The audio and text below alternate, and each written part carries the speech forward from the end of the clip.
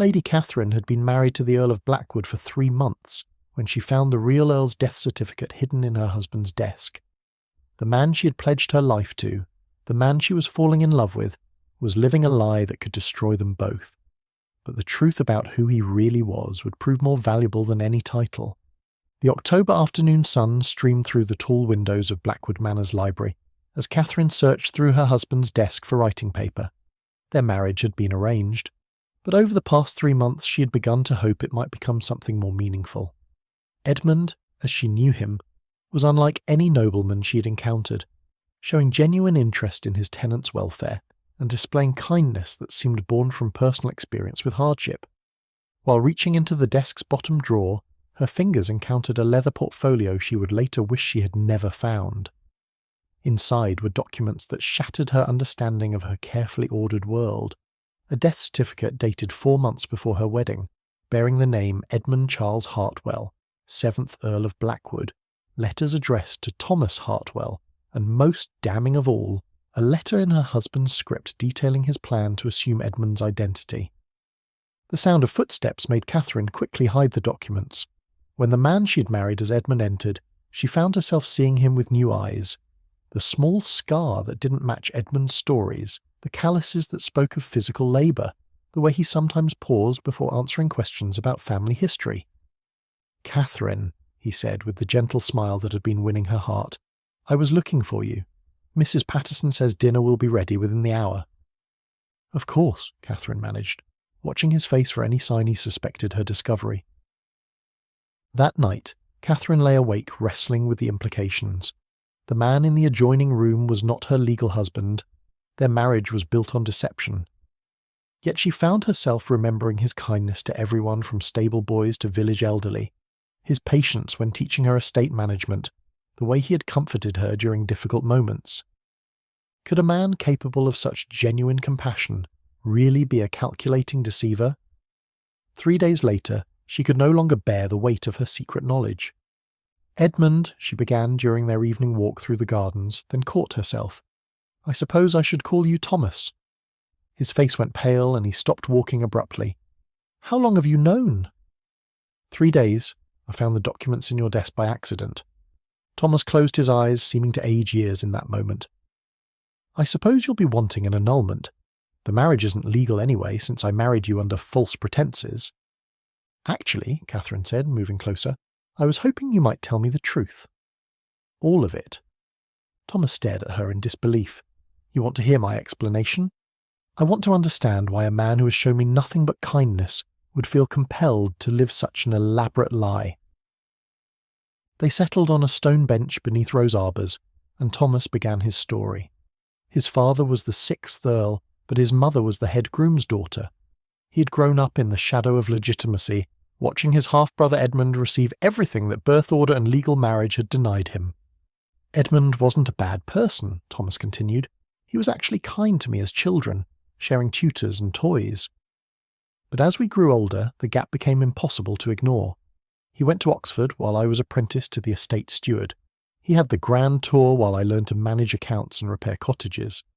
Thomas described the years following their father's death, when Edmund relied heavily on his half-brother's expertise to manage an inheritance he'd never been trained to handle. The irony wasn't lost on Thomas that he understood the estate better than its legal owner. "The accident happened 4 months before our wedding," Thomas said, his voice heavy with grief. "Edmund was returning from London when his horse spooked during a storm. He was found the next morning with a broken neck, killed instantly. Thomas had been the one to find him. Dr. Matthews was present and suggested they might delay reporting the death until arrangements could be made, specifically to prevent the estate from passing to their cousin Roderick, whose cruelty was well known.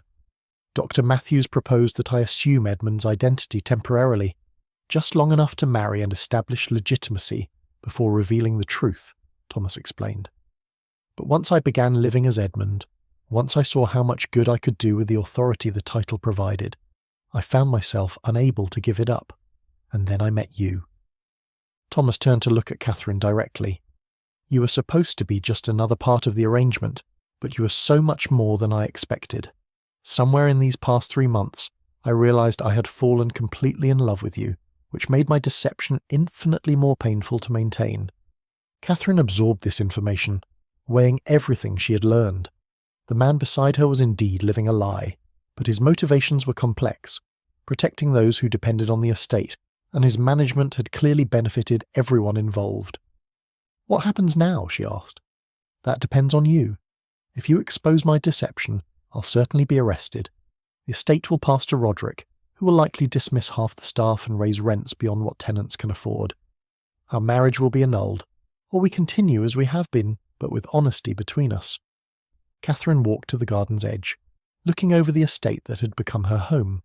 In the distance she could see tenant cottages where Thomas had arranged roofing repairs, smoke rising from chimneys suggesting comfortable family evenings under a landlord who cared about their welfare. "If you could go back to the moment you found Edmund's body, knowing everything that has happened since, would you make the same choice?" Thomas considered seriously. "Yes. Not because of the title or wealth, but because of the good I've been able to do. The estate thrives in ways it never did under my father or even Edmund." "Then perhaps we should stop focusing on the deception and start building something honest from where we are now." Thomas stared at her with hope and disbelief. "You're not going to expose me?" "I'm not going to expose us. Because whatever name you carry, I've also fallen in love with you, with your kindness, intelligence, genuine care for others. Those qualities don't disappear because your birth certificate bears a different name." Thomas moved toward her, then stopped, uncertain if he had the right to touch her now that she knew the truth. Catherine closed the distance herself, taking his hands. "But from now on, there are no more secrets between us. Complete honesty." "I promise," Thomas said, his voice thick with emotion. Their kiss was different from any before, deeper, more meaningful, because it was the first exchange by two people who truly knew each other. The weeks that followed tested Catherine's resolve in unexpected ways. Learning to think of her husband as Thomas rather than Edmund required conscious effort. More challenging was the constant awareness that their life together was built on a foundation that could crumble if the wrong person asked the right questions. But there were also unexpected benefits to their new honesty. Thomas began sharing stories from his real childhood, describing his mother's struggle and the loneliness of growing up between two worlds. "I think that's why you're so good with the tenants," Catherine observed. "You understand what it feels like to be powerless, to depend on others' goodwill." "Perhaps. Though I've learned that real power comes from helping others feel secure and valued. Edmund never understood that." Their new intimacy was tested when social obligations required Thomas to maintain his deception with outsiders. Catherine was amazed by his skill navigating conversations about childhood experiences with other nobility, employing vague responses and deflecting with questions about his guests' lives. The real test came when Roderick arrived unexpectedly for a week-long visit. Catherine watched anxiously as Thomas interacted with the man who would have inherited everything if the deception were discovered. Roderick was exactly as unpleasant as described, pompous, dismissive of servants, openly critical of Thomas's improvements. "I must say, Edmund, you've become quite the reformer," Roderick observed over dinner. "All this concern for tenant welfare is rather progressive. Father would have been mystified." "Times change," Thomas replied calmly. "A well-maintained estate with content tenants is more profitable than one managed through fear. You've developed quite a different perspective since your recovery from that mysterious illness. One might think you were a completely different person." Catherine's heart stopped, but Thomas showed no discomfort. "Serious illness clarifies one's priorities. I realise the estate's prosperity depends on everyone's well-being, not just the titled family." After Roderick's departure, Catherine voiced her concerns. "He suspects something." "Perhaps. But suspicion without proof is merely gossip. Roderick has always resented Edmund, so complaints would be dismissed as sour grapes." Their marriage deepened over the following months as they learned complete trust. Thomas proved an attentive husband who valued Catherine's opinions and included her in estate decisions. Catherine discovered talent for managing social aspects of their position, hosting events that enhanced Thomas's reputation as a progressive landlord. The first crisis came when Dr. Matthews suffered a stroke. Catherine worried he might reveal their secret in delirium, but Thomas surprised her with his response. "We owe him everything," Thomas said as they maintained vigil. "Whatever risks his condition poses, he saved this estate and everyone who depends on it. We'll care for him as family." Dr. Matthews died peacefully, taking their secret to the grave. But his death marked a turning point in Catherine's understanding of Thomas's character. His willingness to risk exposure out of loyalty proved his deception hadn't corrupted his fundamental decency.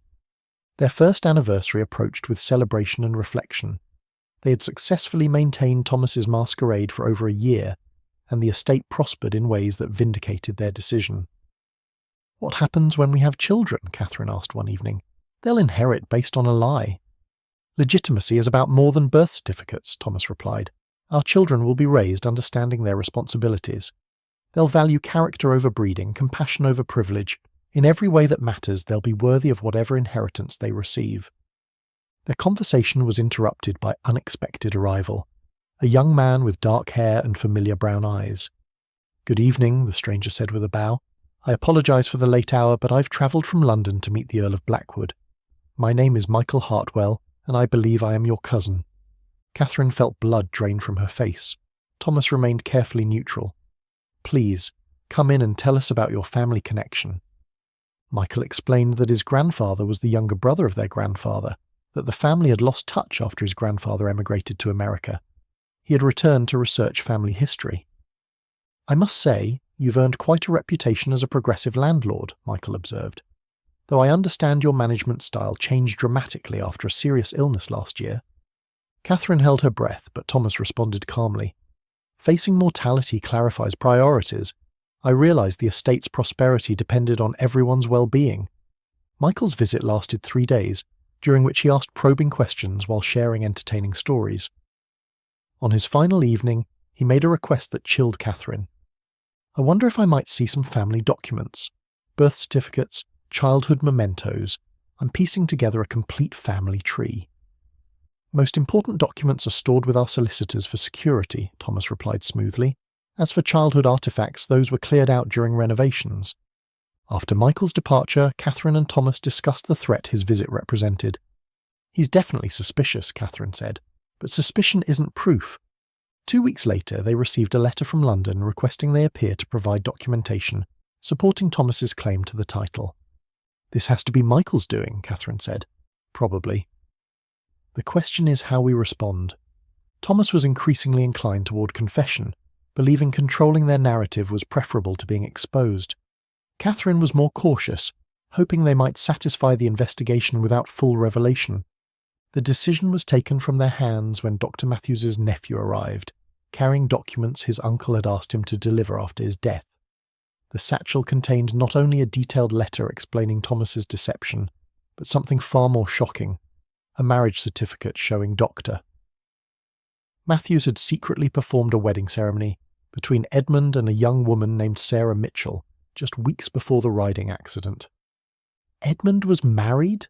Catherine stared at the certificate in disbelief. "According to my uncle's letter, yes," the nephew replied. "Edmund had fallen in love with a merchant's daughter. They were secretly wed because Sarah was pregnant and he wanted to protect her from scandal if his family rejected her." Thomas took the certificate with trembling hands. If Edmund was already married when he died, his wife would be his legal heir, not Roderick. "That's correct. My uncle's letter explains he kept the marriage secret because he believed Thomas was a better steward than either Roderick or a grieving widow, but Sarah died in childbirth 6 months ago. Her son survived. Edmund's legitimate heir is a 3-year-old boy named William Mitchell, currently living with his maternal grandmother in the village." The silence was profound. Thomas sat heavily, the implications washing over him. Not only was his position fraudulent, but there was a legitimate heir, a child with every right to inherit everything Thomas had been managing. "Why didn't Dr. Matthews tell us this before he died?" Catherine asked. "He was hoping to find a way to protect everyone involved. His letter suggests he wanted Thomas to continue managing while arrangements were made for young William's education and eventual inheritance." After the nephew left, Catherine and Thomas sat in stunned silence. "There's a 3-year-old boy in the village who is the rightful Earl," Thomas said finally. "Edmund's son. Your nephew." Despite the personal cost, discovering Edmund had a legitimate heir seemed to lift a burden from Thomas's shoulders. "We have to tell him. The boy deserves to know who he is." "He's only 3, Catherine pointed out, "but his grandmother will understand. She deserves to know her grandson is entitled to more than poverty." That afternoon they visited the village cottage where Edmund's widow had lived with her mother. Sarah Mitchell had died as indicated, But Mrs. Elizabeth Mitchell was alive and clearly struggling while caring for her grandson. The cottage was clean but modest, showing careful maintenance despite financial constraints. When Mrs. Mitchell answered their knock, Catherine immediately saw the family resemblance: dark hair and thoughtful brown eyes like Edmund's. Explaining to Mrs. Mitchell that her grandson was the legitimate Earl required revealing both Edmund's secret marriage and Thomas's deception. The elderly woman listened with growing amazement as the story unfolded. My Sarah was married to the Earl? She was a countess and never knew it. She knew, Thomas said gently. According to Dr. Matthew's letter, they were very much in love. They planned to reveal the marriage after the child was born. And my William is really the Earl, the rightful heir to everything we've been managing in his name. Mrs. Mitchell looked around her humble cottage. What happens now? That depends on what you want for William, Thomas replied. He's entitled to immediate recognition, but he's also entitled to a childhood free from responsibility burdens. If you're willing, we would be honoured to help. I could continue managing as William's guardian until he comes of age. You and William could live at the manor, where he could receive appropriate education while maintaining relationship with family. You would do that, even though it means giving up your position? It means doing what's right, Thomas said simply. The arrangements that followed were complex, requiring careful negotiation with London authorities. Thomas's voluntary confession, combined with his exemplary estate management and the revelation of Edmund's legitimate heir, created a unique legal situation. A compromise was reached satisfying everyone involved. Thomas was officially appointed as young William's guardian and estate manager, allowing him to continue his policies while ensuring the boy received appropriate education. Catherine retained her social position as the guardian's wife, though no longer technically a countess. No criminal charges were filed. The authorities concluded that Thomas's deception, while technically illegal, had been motivated by desire to protect the estate rather than personal greed. The year of prosperity under his management served as evidence of good intentions. William Mitchell, now acknowledged as the 8th Earl of Blackwood, moved to the manor with his grandmother. At 3, he was too young to understand his position's significance, but adapted quickly and developed strong attachment to both Thomas and Catherine. "Papa Thomas," he began calling his guardian, much to Thomas's emotional delight. The title was more meaningful than Earl had ever been, representing relationship built on love rather than deception. Catherine found unexpected fulfillment helping raise William. Having faced the possibility that their own children would inherit fraudulently, she discovered joy in helping raise a child whose inheritance was completely legitimate while teaching him values that would make him worthy of it. Released from constant tension of maintaining deception, Thomas threw himself into work with renewed energy. His official position gave him authority to continue improvements while removing the burden of pretending to be someone else. "I think I'm happier now than when I was pretending to be the Earl," Thomas confided as they watched William play. "This feels honest in a way nothing has felt for 2 years. Even though we've lost the title and social position, we haven't lost anything that really mattered. We still have each other, meaningful work and respect of everyone who depends on this estate." Their marriage had only grown stronger through the crisis. Working together to raise William and manage the estate gave them shared purpose, more fulfilling than maintaining social appearances. When Roderick arrived for an unexpected visit, clearly hoping to find flaws in the guardianship arrangement, his reaction to William's existence was fury and disbelief. "You expect me to believe Edmund secretly married some merchant's daughter?" "The marriage certificate and witness testimony are quite clear," Thomas replied calmly. William, who had been quietly eating, looked up at Roderick. "Why is the angry man shouting?" he asked Thomas. "He's not angry at you, William." Some adults have difficulty accepting changes, even when those changes are for the best. Roderick's legal challenges ultimately failed because William's legitimacy was supported by documentation difficult to forge. As William grew, he proved to have inherited Edmund's gentle nature along with his features. Under Thomas and Catherine's guidance, he developed strong responsibility toward estate dependents, along with intelligence and compassion necessary to fulfill those responsibilities. "Will I really be the Earl someday?" 7-year-old William asked Thomas. "You already are the Earl, but you won't take full control until you're old enough to manage properly. Until then, Catherine and I will help you learn everything you need to know. Will you stay even after I'm grown up? For as long as you want us here. This is our home too, and you're our family." When William reached 18, he formally asked Thomas to continue as estate manager, stating publicly he could imagine no better steward. Catherine had become the mother William barely remembered losing, and Thomas had proven worthy of Papa in ways having nothing to do with blood relation. "Do you ever regret the choice we made?" Catherine asked Thomas on their 10th anniversary, watching 15-year-old William teaching estate management to tenants' children. "I regret the deception necessary to bring us together," Thomas said finally, "but I don't regret anything that led to this moment. Watching the boy who should have been Earl learning to be the man this estate deserves." "And us? Do you regret we're not Earl and Countess anymore?" "I was never really the Earl. I was always just a man who loved this place and wanted to protect it. The title was just a costume I wore to do work that mattered. Now I can do that same work without the costume, and it feels infinitely more honest." Their love story had begun with elaborate deception but evolved into something far more valuable. A partnership built on truth, sacrifice, and shared commitment to something larger than themselves. They had discovered that real nobility had nothing to do with birth certificates and everything to do with choices people made when faced with opportunities to help or harm others. In Blackwood Manor's Great Hall, a new painting was eventually added, not of Thomas and Catherine as Earl and Countess, but as the guardian family that had preserved and protected the true heir's inheritance. The inscription read, "Love that builds on truth endures longer than power built on lies, is entitled to more than poverty and obscurity." Thomas stood and began pacing the room, his mind clearly working through the implications. We'll need to provide for his education, ensure he's raised with understanding of his responsibilities. When he comes of age, he can decide whether to claim his inheritance publicly. Catherine watched her husband struggle with what was essentially a decision to give up everything they had built together, and felt her love for him deepen even further. Even facing the loss of title, wealth, and position, his primary concern was for a child he had never met. "And what about us?" she asked gently. "What happens to our marriage if you're no longer the Earl?" Thomas stopped pacing and looked at her with an expression of profound tenderness. "Our marriage will be what it has always truly been, a partnership between two people who love each other. The rest is just titles and property." "But it's not just titles and property," Catherine said. "It's security, social position, the ability to help people and make a difference. If we lose all of that, what kind of a life can we build together?" "The kind of life we choose to build," Thomas replied.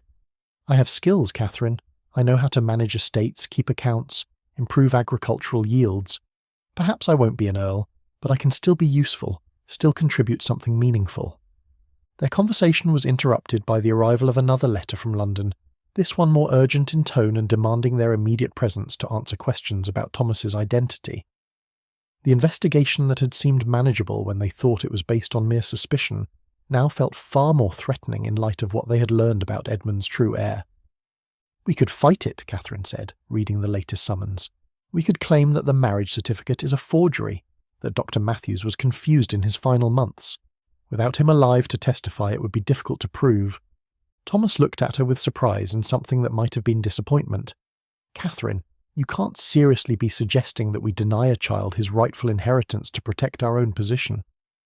"I'm suggesting that we consider all our options," Catherine replied defensively.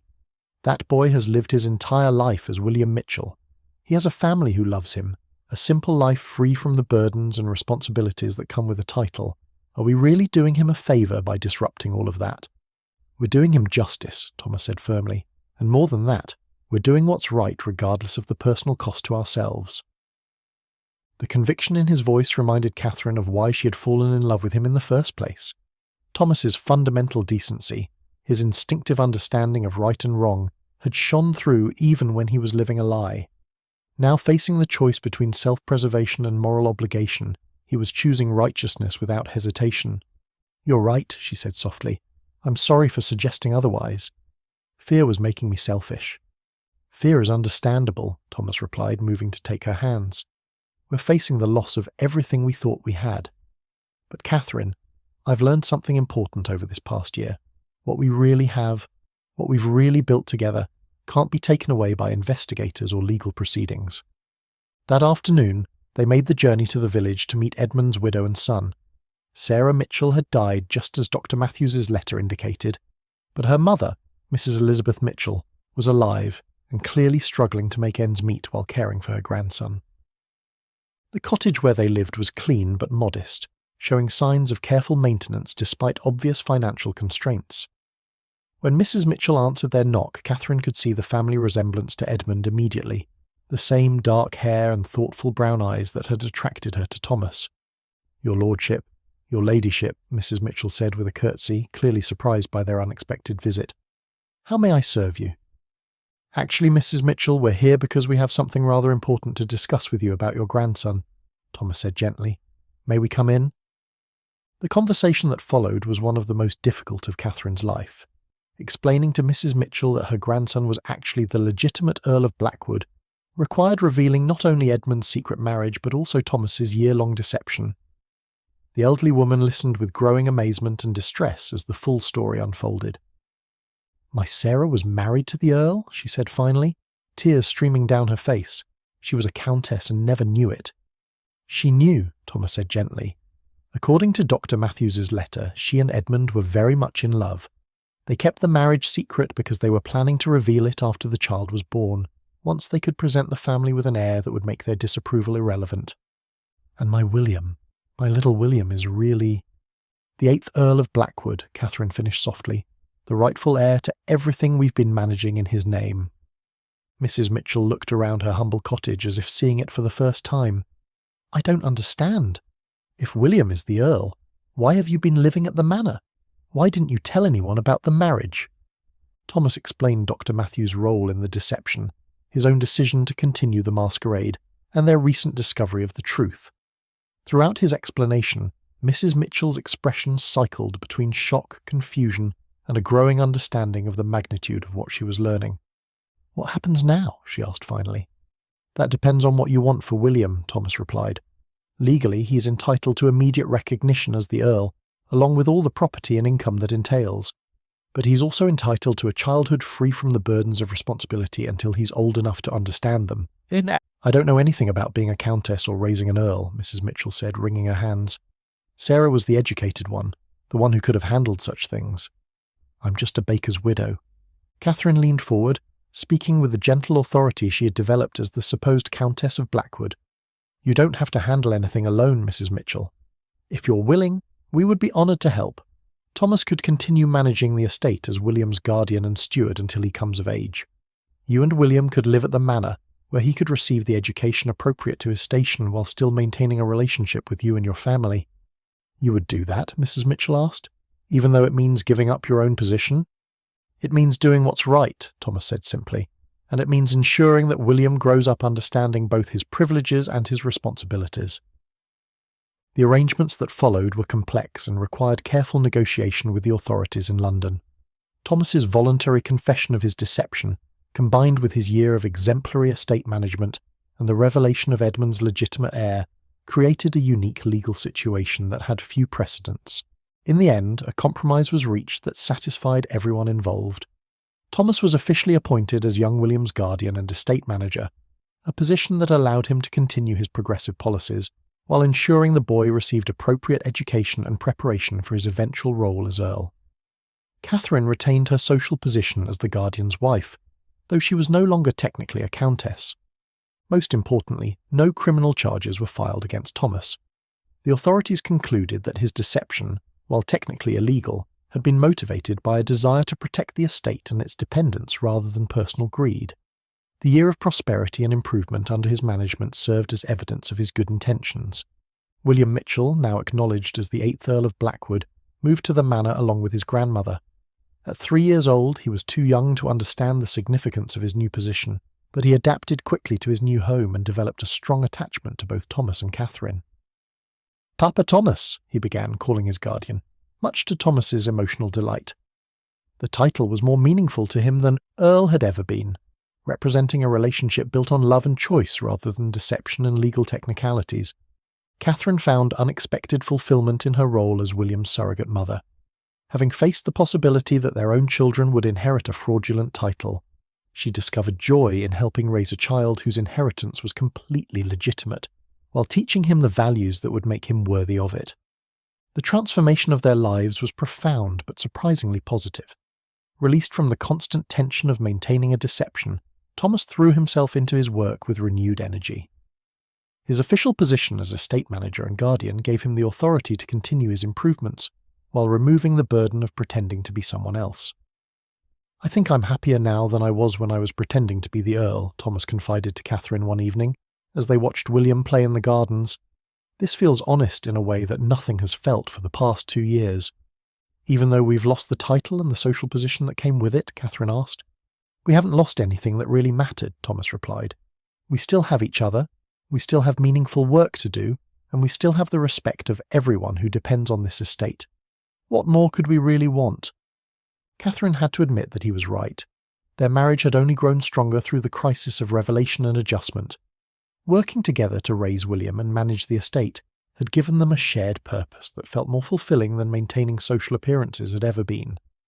The greatest test of their new arrangement came when Roderick arrived for an unexpected visit, clearly hoping to find some flaw in the new guardianship arrangement that might benefit his own interests. His reaction to discovering young William's existence and legitimate claim was a mixture of fury and disbelief. "You expect me to believe that Edmund secretly married some merchant's daughter?" he demanded over dinner on his first evening at the manor. "The marriage certificate and witness testimony are quite clear," Thomas replied calmly. "Dr. Matthews kept detailed records of the ceremony." "How convenient that the only witness is conveniently dead," Roderick sneered. "And how remarkable that this supposed heir only surfaces after you've spent a year enjoying the benefits of the title illegally." "The timing is explained by Dr. Matthews's letter," Catherine interjected. "He was protecting both the child and the estate by keeping the secret until appropriate arrangements could be made." William, who had been quietly eating his dinner throughout this exchange, looked up at Roderick with the directness of childhood. "Why is the angry man shouting?" he asked Thomas. "He's not angry at you, William," Thomas assured the boy gently. "Some adults just have difficulty accepting changes, even when those changes are for the best." Roderick's expression softened slightly as he looked at the child, clearly seeing the family resemblance that marked William as Edmund's son. His legal challenges to the arrangement ultimately failed, largely because William's legitimacy was supported by documentation and witness testimony that would have been difficult to forge. As William grew older and began to understand his position, he proved to have inherited not only Edmund's physical features, but also his gentle nature. Under Thomas and Catherine's guidance, he developed a strong sense of responsibility toward the people who depended on the estate, along with the intelligence and compassion necessary to fulfill those responsibilities effectively. "Will I really be the Earl someday?" he asked Thomas one afternoon when he was 7 years old. "You already are the Earl," Thomas explained, "but you won't take full control of the estate until you're old enough to manage it properly. Until then, Catherine and I will help you learn everything you need to know." "Will you stay even after I'm grown up?" William asked with the anxiety of a child who had already experienced loss. "For as long as you want us here," Thomas promised. "This is our home too, and you're our family. That won't change just because you get older." The years that followed brought a contentment that neither Thomas nor Catherine had expected to find. They had begun their marriage living a lie, but had discovered that truth, however complicated, was ultimately more satisfying than the most comfortable deception. When William reached his majority at 18, he formally asked Thomas to continue as estate manager, stating publicly that he could imagine no better steward for Blackwood Manor. Catherine had become the mother William barely remembered losing, and Thomas had proven himself worthy of the title Papa in ways that had nothing to do with blood relation.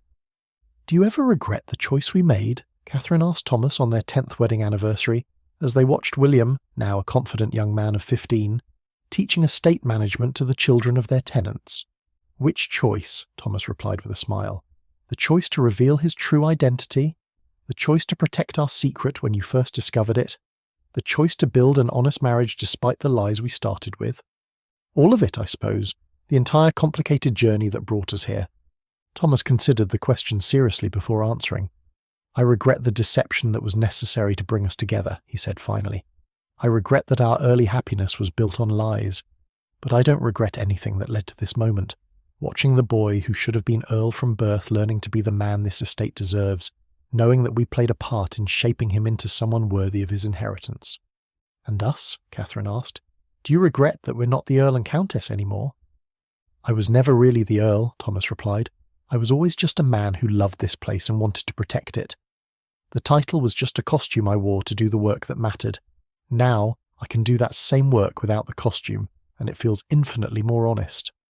Their love story had begun with one of the most elaborate deceptions in the history of English nobility, but it had evolved into something far more valuable, a partnership built on truth, sacrifice, and the shared commitment to something larger than themselves.